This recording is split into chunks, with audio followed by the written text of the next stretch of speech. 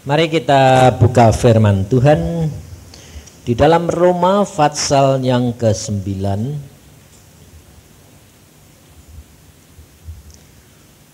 Roma pasal 9 mulai ayat yang ke-30 sampai dengan Roma 10 ayat yang ketiga.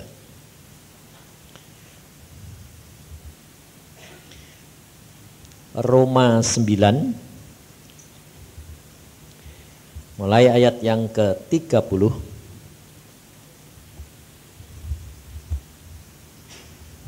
Demikian firman Tuhan. Jika demikian, apakah yang hendak kita katakan? Ini, bahwa bangsa-bangsa lain yang tidak mengejar kebenaran telah beroleh kebenaran, yaitu kebenaran karena iman. Tetapi bahwa Israel sungguh pun mengejar hukum yang akan mendatangkan kebenaran, tidaklah sampai kepada hukum itu. Mengapa tidak? Karena Israel mengejarnya bukan karena iman, tetapi karena perbuatan. Mereka tersandung pada batu sandungan. Seperti ada tertulis, sesungguhnya aku meletakkan di Sion sebuah batu sentuhan dan sebuah batu sandungan, dan siapa yang percaya kepadanya tidak akan dipermalukan. Saudara-saudara, keinginan hatiku dan doaku kepada Tuhan ialah supaya mereka diselamatkan. Sebab aku dapat memberi kesaksian tentang mereka, bahwa mereka sungguh-sungguh giat untuk Allah, tetapi tanpa pengertian yang benar. Sebab oleh karena mereka tidak mengenal kebenaran Allah, dan oleh karena mereka berusaha untuk mendirikan kebenaran mereka sendiri, maka mereka tidak takluk kepada kebenaran Allah. Sampai di sini. Saudara, kita kerap kali menjadi orang Kristen ingin selalu berhasil. Ya dah. Tidak ada saudara jadi orang Kristen itu kepengen kalahan. Pasti kepengennya berhasil. Kepengen saudara adalah janji-janjinya digenapi. Betul enggak? Hah? Semua toh? Tapi Tuhan itu bohong apa enggak? Enggak toh? Tapi kenapa saudara enggak ngalami kegenapan janji? Contohnya, yang sakit enggak sembuh-sembuh, yang kekurangan enggak jadi kelimpahan. Ya toh? Kenapa?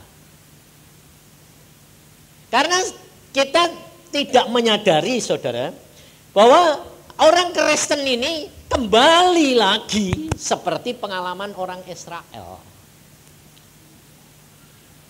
Dan selama dunia ini mulai dari diciptakan oleh Tuhan, sejak manusia jatuh dalam dosa, sebetulnya siklus manusia itu semua problemnya sama.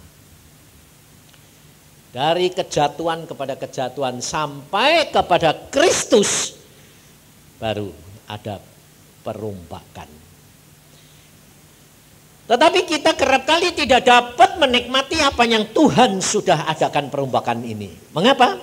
Karena firman Tuhan berkata di dalam Roma 9 ini ayat 30 ini, apakah yang hendak kita katakan ini, bahwa bangsa-bangsa lain yang tidak mengejar kebenaran telah beroleh kebenaran, yaitu kebenaran karena iman. Nah, orang Israel ini jatuhnya kembali kepada perbuatan. Memang iman tanpa perbuatan itu mati. Jadi iman mesti diimbali dengan perbuatan. Tapi jangan dibalik. Kembali ke perbuatan baru ngimani. Nah, ini salah satu contoh saya buktikan. Saudara jadi orang Kristen ini hidup dalam iman atau dalam perbuatan? Hah? Iman tok? Nah, enggak bisa. Iman dan perbuatan. Nah, tapi selama ini saudara itu jalan dalam iman atau perbuatan? Ayo. Saya buktikan sekarang. Jawab dewek ya. Saudara baca Alkitab. Semua baca toh? Baca. Ngerti dulu baru diperbuat atau baca ngerti tidak ngerti buat? Ayo. Ayo. Sekarang ini loh, kamu jawab dewek-dewek. Jangan usah mengalai nyatanya kamu ini sekarang ini bagaimana? Baca, ngerti dulu baru berbuat atau baca ngerti tidak ngerti berbuat? Sekarang ini baca, ngerti dulu baru. Nah, itu iman pada? Itu bukan iman. Jadi selama ini saudara itu sebetulnya berjalan dalam iman pada? Enggak. Makanya enggak jadi-jadi, tidak ngalami apa-apa. Tapi enggak ngerti. Makanya itu Alkitab berkata, saudara orang Israel itu giat luar biasa. Tapi menurut pengertiannya sendiri tidak sampai saudara.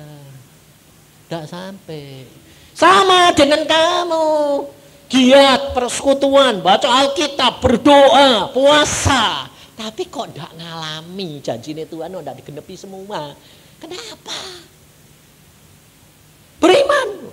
Kalau ditanya, sudah beriman? Beriman. Yakin. Tapi tidak sadar bahwa tindakan yang dilakukan tiap hari itu tidak beriman. Tidak sadar saudara. Tetapi yang masuk adalah perbuatan. Karena apa? Tuhan Yesus pesan sama Thomas. Lebih berbahagia orang yang percaya meskipun pinter toh, ngerti. Tapi kenyataannya kepengen lihat dulu atau percaya dulu?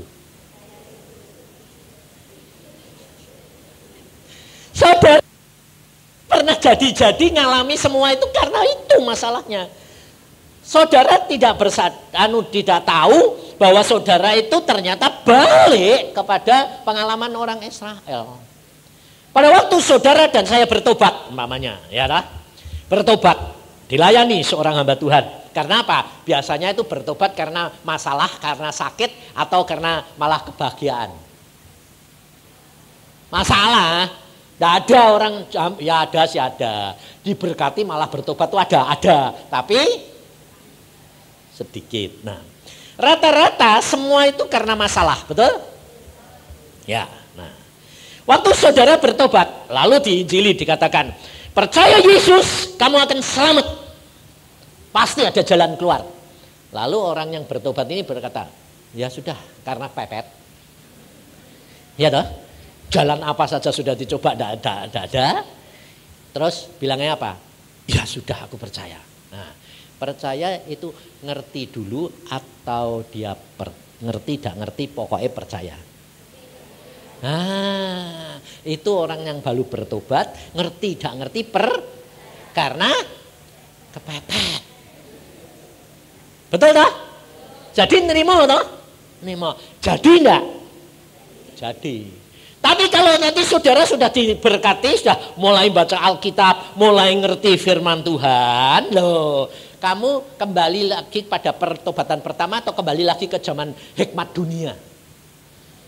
Nah ini salahnya, makanya banyak orang Kristen bilang sama saya begini, Pak, saya pertama kali bertobat, tuh pertolongan Tuhan, jawaban Tuhan luar biasa. Tapi setelah baca Alkitab, saya bilang, kok malah Tuhan ini tidak ngomong ya Pak?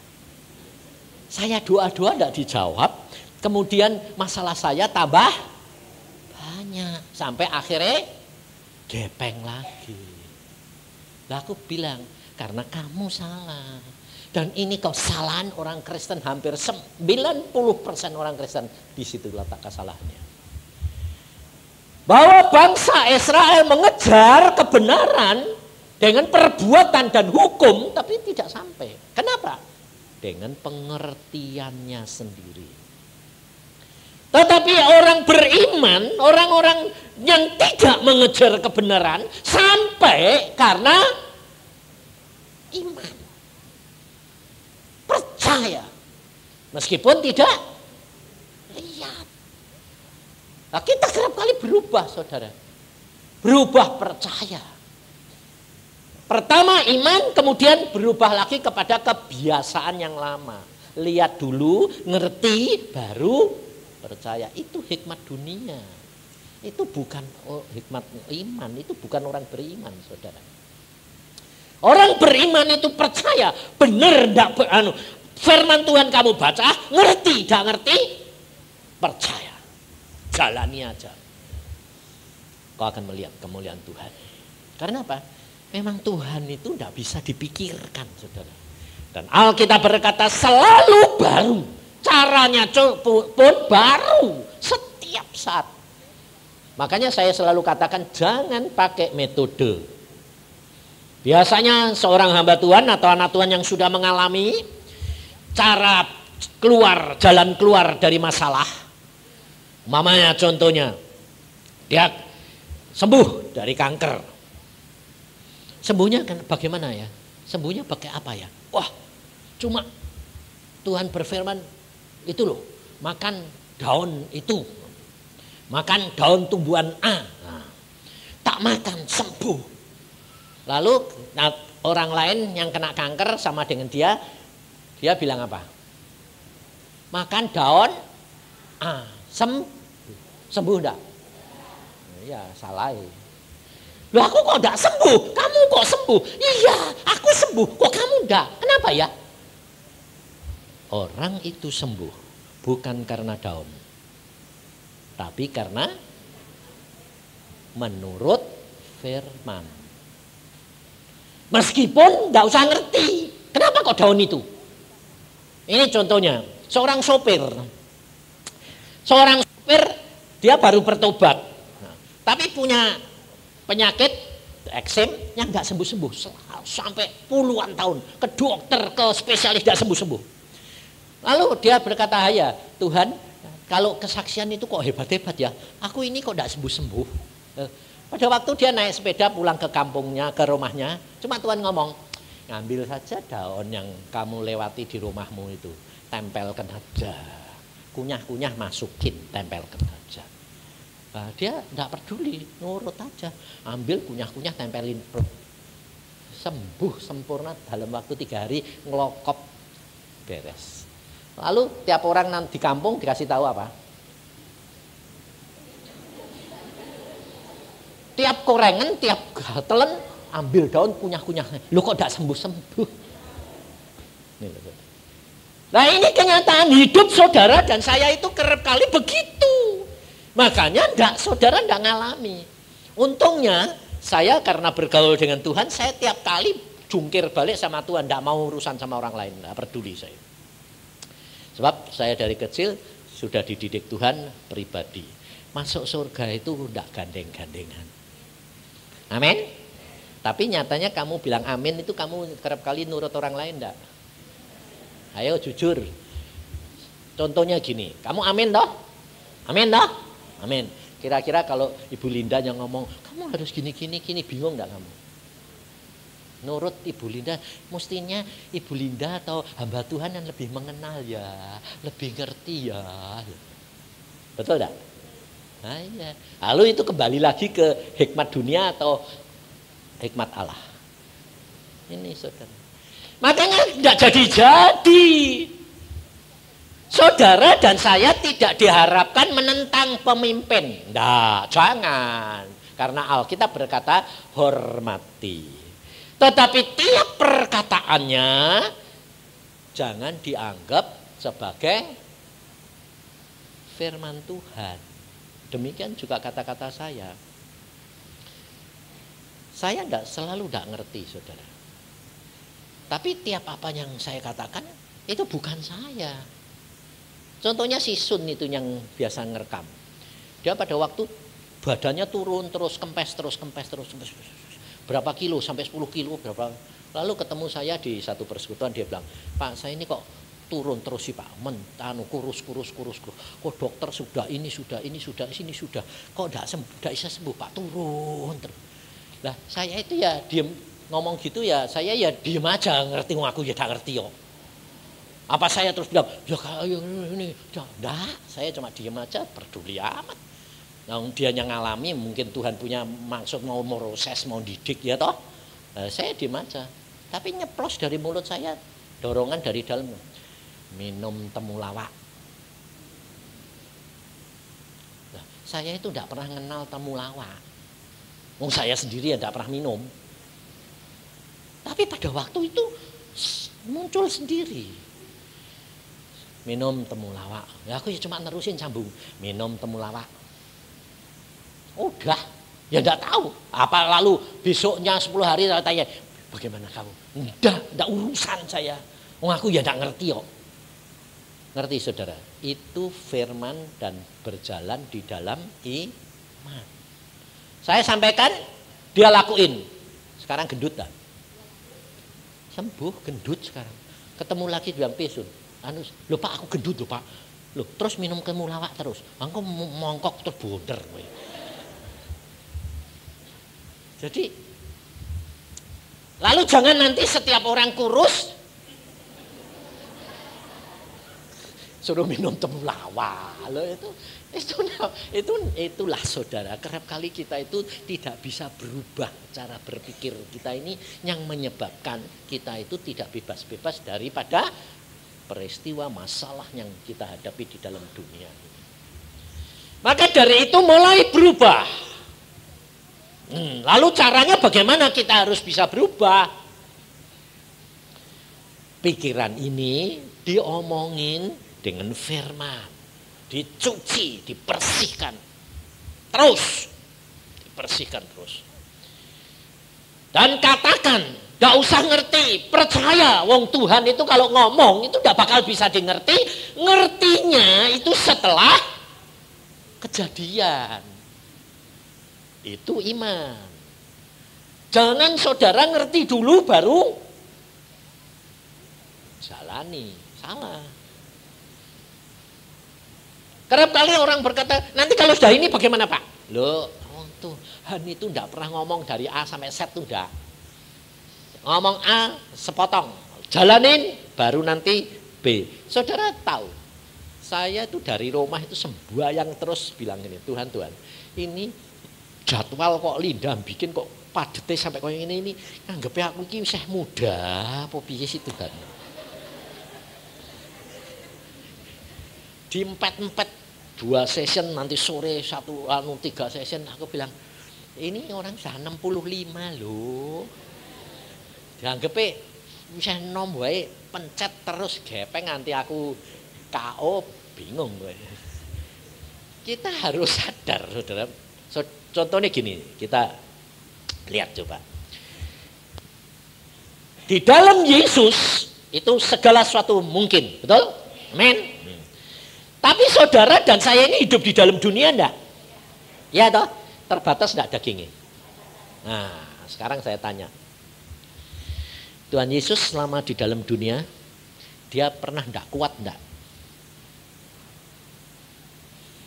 Sebab orang Kristen terutama hamba-hamba Tuhan bilang, kalau di dalam Yesus nanti kan, mamanya saya ngomong tadi dah, aku ini sudah tua. Oh jangan khawatir Pak, dalam Yesus kan dikasih kuat. Musa sampai 100 ya kuat toh, betul dah? Kamu ngomong gitu betul dah? Ngawur itu namanya. Tuhan Yesus Allah sendiri pada waktu dia di dalam dunia, ada pernah enggak kuat enggak? Hah? Di mana? Di Taman Getsemani. Mana kuat? Dia cuma kalau di Taman Getsemani itu hampir nyaris ndak kuat, tapi tetap kuat. Maksud saya itu benar-benar ndak kuat. Hah? Di kayu salib. Pada waktu dia gotong salib, jatuh enggak?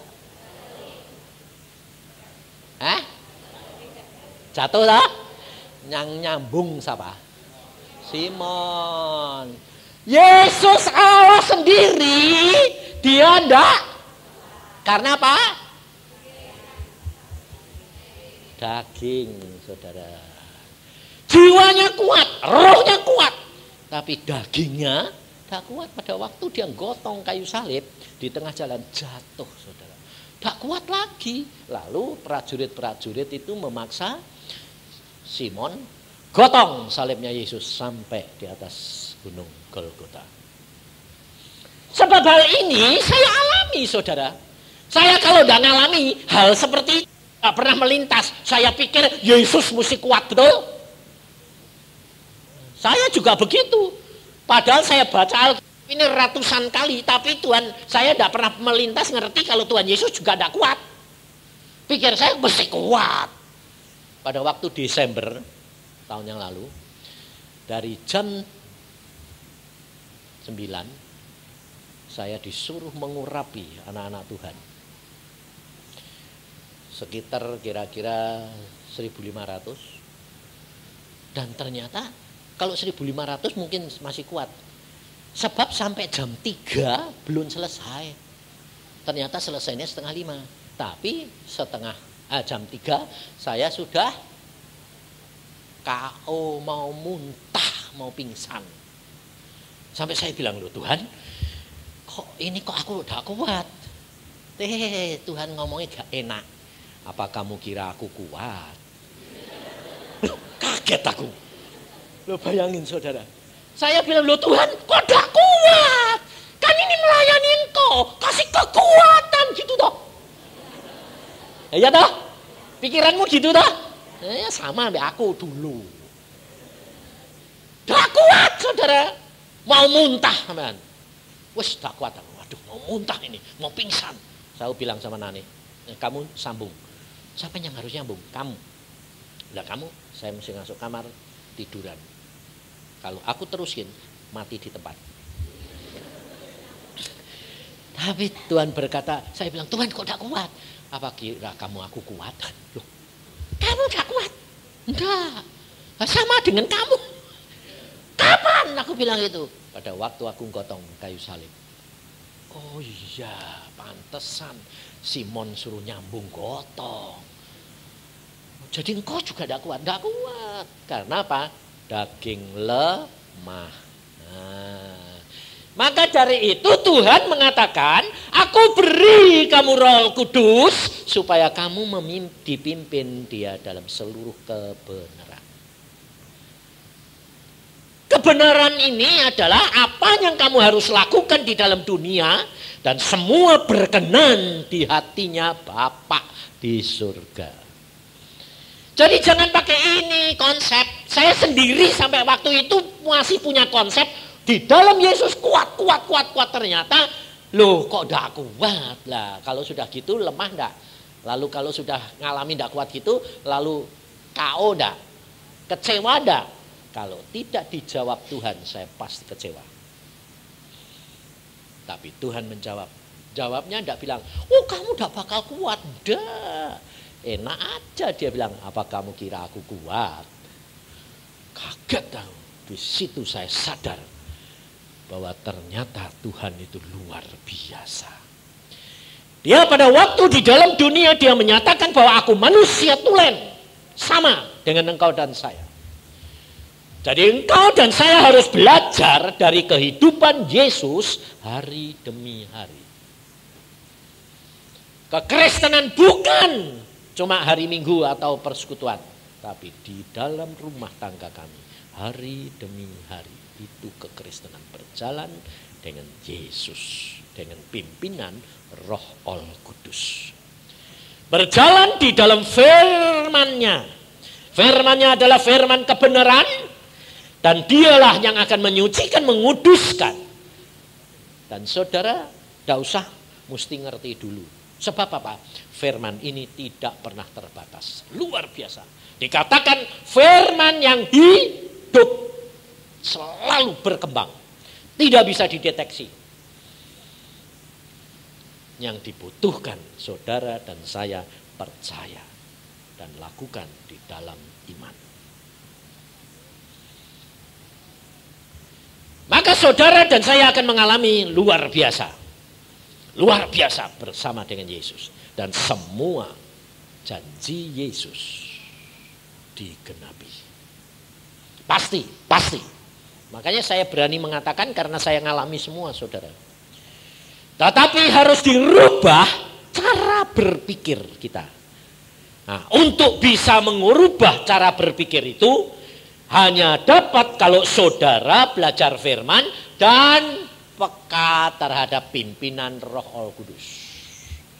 Makanya itu saudara mesti belajar bicara. Pertama saudara bertobat, Roh Kudus sudah masuk, saudara sudah dibaptiskan, saudara sudah terima pembaptisan, dan saudara Roh Kudus masuk, saudara harus menyadari bahwa selama Roh Kudus itu masuk dalam diri saudara, saudara harus memperhatikan dia, agungkan dia, akui dia setiap hari.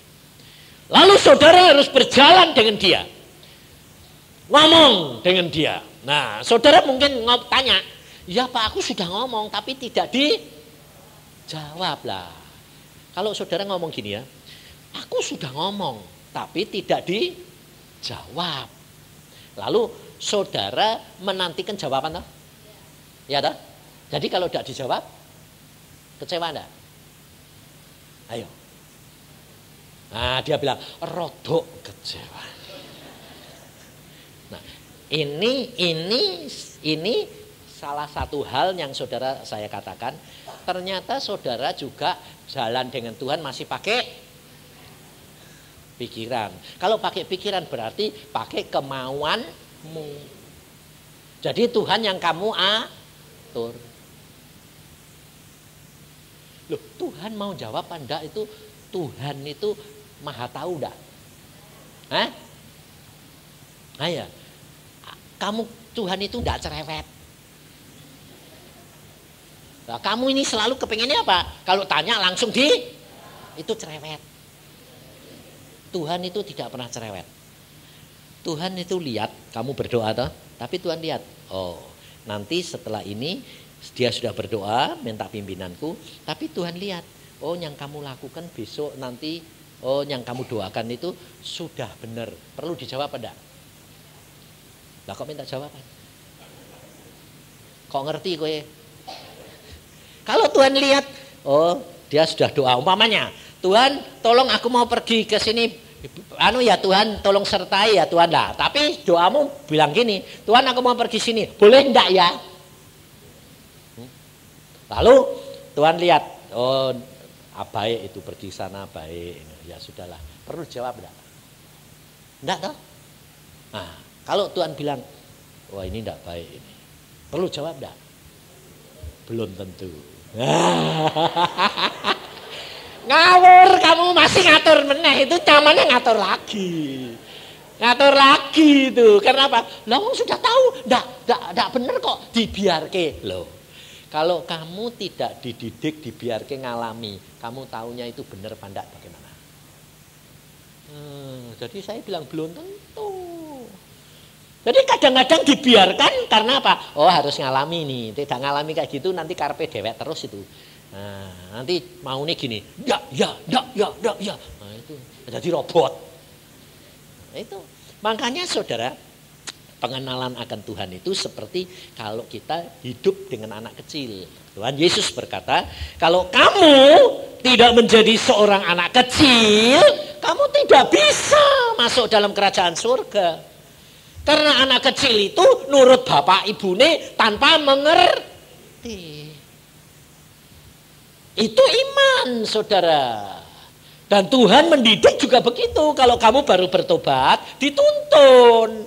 Ini boleh, ini baik, ini enggak, ini boleh. Gitu. Tapi kalau nanti sudah mulai baca Alkitab, saudara dibiarkan, sudah mulai gede, saudara dibiarkan. Ambil sendiri, jalan sendiri, mikir sendiri, gitu. Makanya seorang hamba Tuhan, Indri kenal toh? Kenal Indri, galake kayak masa ora kenal Mbak Indri. Waktu ketemu di Semarang, Tuhan berkata, sedang dia duduk, saya dia Tuhan bilang, lihat Indri frustrasi. Lalu kalau saya dikasih tahu gitu tuh, lalu saya bilang, kamu yang frustrasi enggak? Saya diem aja. Dia hamba Tuhan, saya hamba Tuhan. bukan urusan saya, betul enggak? Jadi jangan lalu gini, oh itu hamba Tuhan, wah mesti tegur, anak muda saya tua. Enggak, saya enggak pernah urusan saudara, saya sudah tahu bagaimana menjadi seorang hamba Tuhan. Yang tua tambah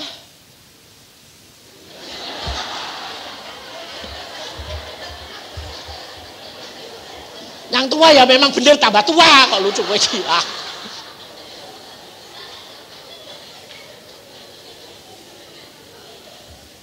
Yang tua ya tenaganya maupun kekuatannya sudah mulai berkurang. Jadi kalau ada hamba Tuhan yang muda masih semangat ya itu luar biasa, itu bagus. Jadi seperti Yohanes Pembaptis, aku berkurang-kurang, dia bertambah tambah. Jadi jangan merasa saingan. Enggak. Kalau engkau mengenal Tuhan luar biasa. Saya orangnya makanya saya bilang santai. Rileks. Hidup dengan Tuhan itu sudah ada jatahnya sendiri-sendiri, enggak usah ribut. Kalau kamu bisa ngambil jatahmu semuanya itu sudah luar biasa.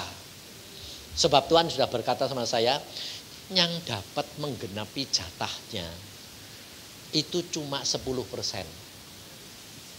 orang Kristen, saudara. Setiap saudara ini punya target, ya toh. Nanti di dunia itu nanti kamu jadi orang kaya apa miskin, itu semua sebetulnya sudah ada. Terus nanti di surga kamu kedudukannya di tingkat berapa itu sudah ada. Jabatanmu apa itu sudah ada. Semua tertulis di dalam kitab kehidupan. Saudara tahu? Dan tiap orang harus menggenapi targetnya. Itu maksimal yang saudara dan saya dapat capai. Kalau itu saja saudara bisa mencapai, itu luar biasa Tuhan bilang. Kenapa? Karena cuma 10% yang bisa mencapai target. Sisanya hampir semua tidak bisa. Nah, makanya saya bilang, Tuhan, bagaimana bisa mencapai target? Jalan dengan iman melalui di dalam firman dan pimpinan Roh Kudus kamu akan tiba. Dan hari demi hari. Dan sangkali diri. Pikul salib. Pikul salibnya siapa? Hah? Nah itu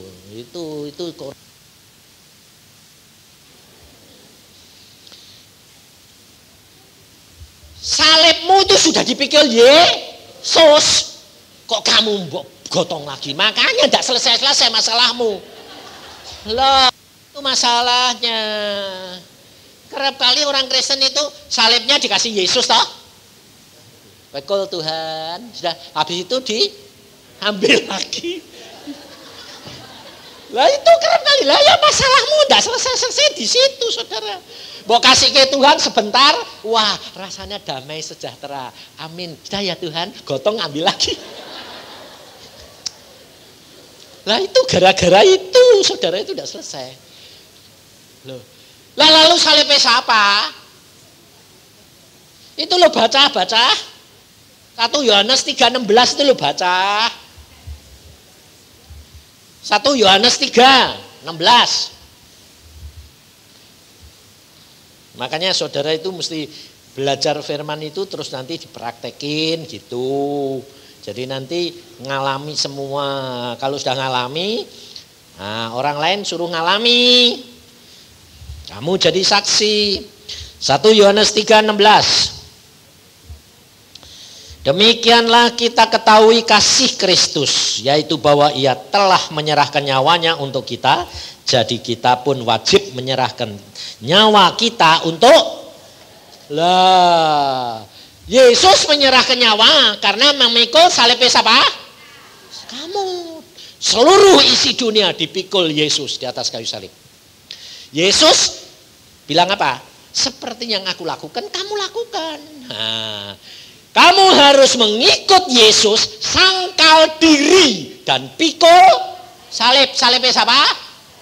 Saudara-saudaramu. Beri, maka kamu akan diberi. Sing mbok gotongi salibmu dhewe.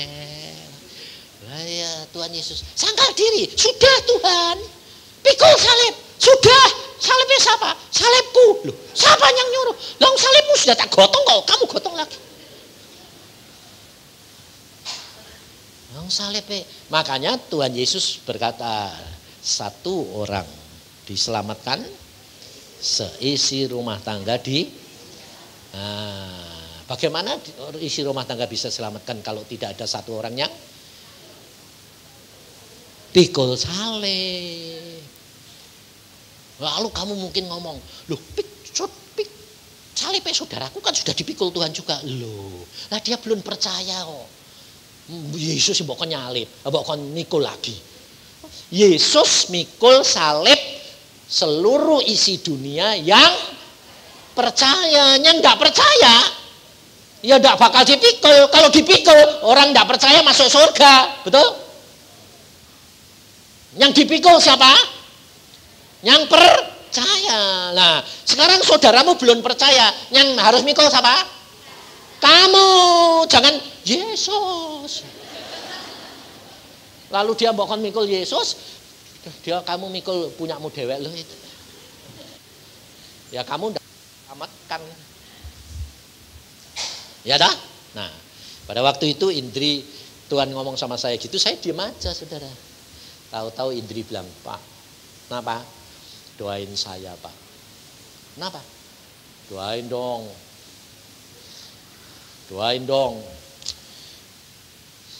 Ya sudah, karena Tuhan sudah ngomong jadi saya mau. Kalau Tuhan tidak ngomong, enggak, doa dewek.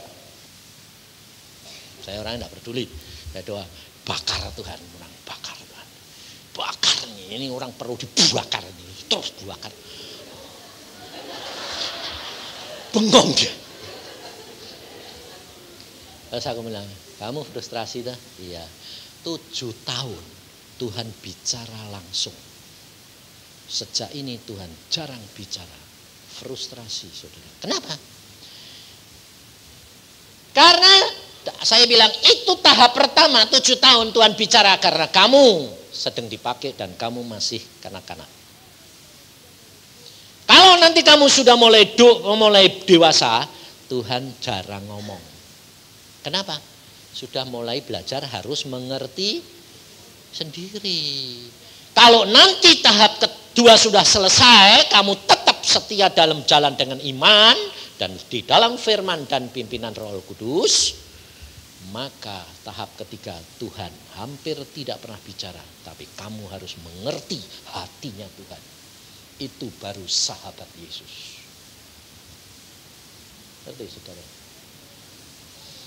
Makanya saya katakan selalu, pertama kamu bertobat, kamu diangkat menjadi seorang anak angkat.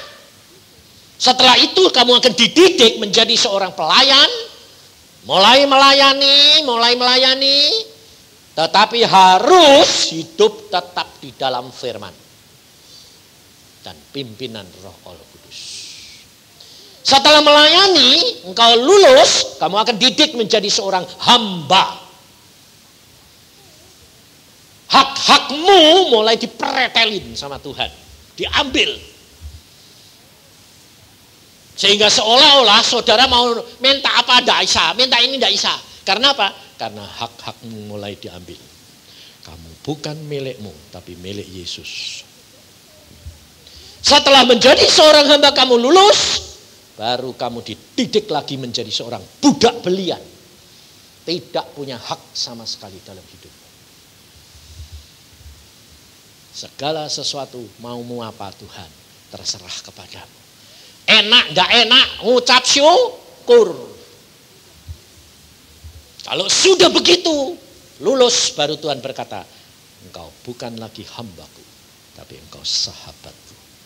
Saudara tahu? Dan segala sesuatu diberitahukan oleh Tuhan.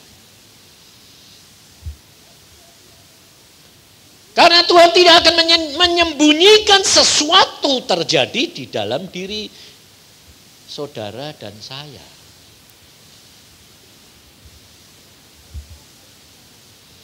Tapi kerap kali kita masih mengukur pengikutan kita akan Tuhan itu menurut pengertian kita sendiri. Lalu kita kalau tidak dijawab boleh kecewa, ya ini ngerengek, ngadu, ngeluh, gerutu. Saudara tidak akan sampai. Engkau perhatikan.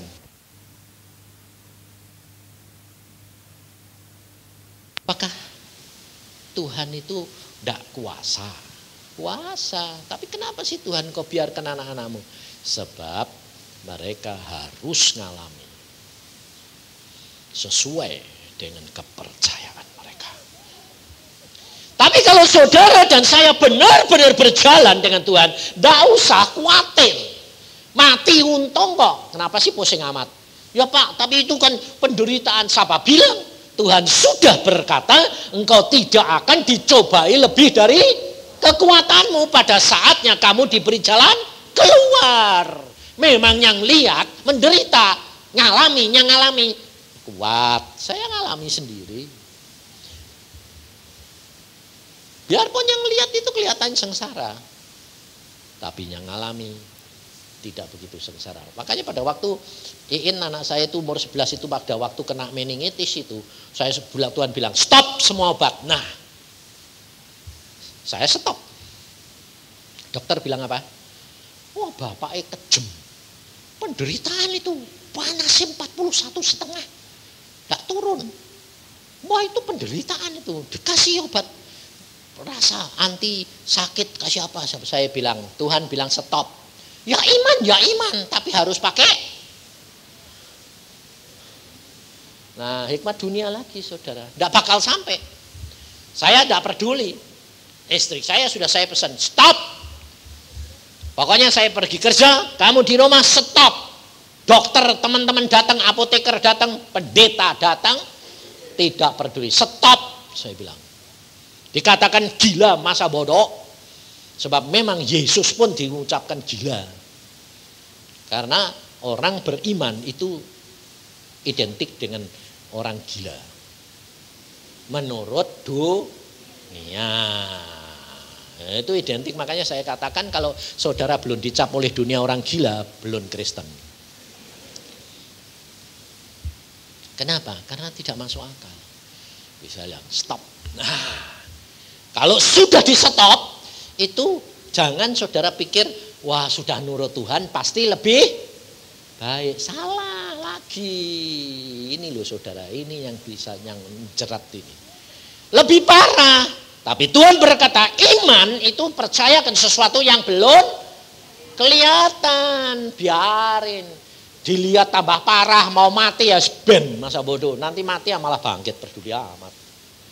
Coba saudara, bapakmu orang beriman enggak?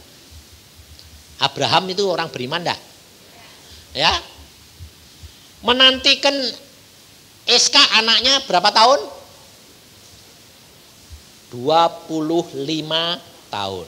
Dikasih 1. Padahal janjinya apa? Abraham, anak cucumu akan seperti bintang di langit. Terbatas enggak? Dihitung bisa enggak? Tapi dikasih.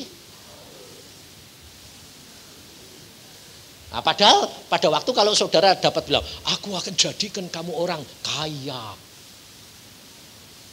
Terus kamu bilang apa? Wah, mana?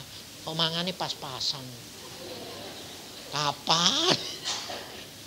Nah itu batasi Tuhannya di situ saudara. Dikasih cuma 1. Udah dikasih 1 sudah seneng. Lalu Tuhan berkata, anakmu 1 itu loh. 1 toh.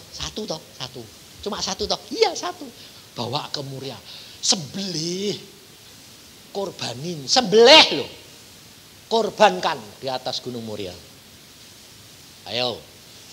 Kalau kamu pikir pasti bilang apa? Oh itu pasti bukan Tuhan. Nah, kalau Abraham mikir kayak kamu, enggak jadi bapak orang beriman. Nah, dan Abraham pinter, saudara. Dia tidak memberitahukan istrinya. Karena istrinya itu setan bantal. Setan bantal? Sebab nanti kalau diomongin, apalagi anak cuma satu ya toh, yang diharap-harap, lalu bilang apa? Oh ya mestinya bukan Tuhan dong Pak, kok bertentangan. Wah masuk, kalau sudah masuk suami hatinya persis Adam. Enggak apa-apa ya, makan bubar. Adam luar biasa, saudara. Abraham. Nah gitu, kalau dengar salah itu langsung gitu loh. Jangan telan wae. Abraham luar biasa. Dia tidak memberitahukan istrinya. Karena watak ibu, sifat ibu beda sama sifat bapak. Sebabnya apa? Ibu yang ngandung, ibu yang melahirkan, ibu yang susah. Makanya kerap kali saudara bilang, aku yang berdoa, aku yang membuat dia bertobat. Tapi kok berkatnya kasih ke orang lain. Lalu dia pergi ke gereja lain. Oh itu bagaimana? Persis kayak gitu, guling. Itu salah saudara. Ya dah. Kerap kali kalau saudara itu melayani seseorang, maunya berkatnya diambil kamu enggak? Gak boleh. Ada yang menanam, ada yang nyiram, ada yang nabur, ada yang nuai. Kamu kepengennya apa?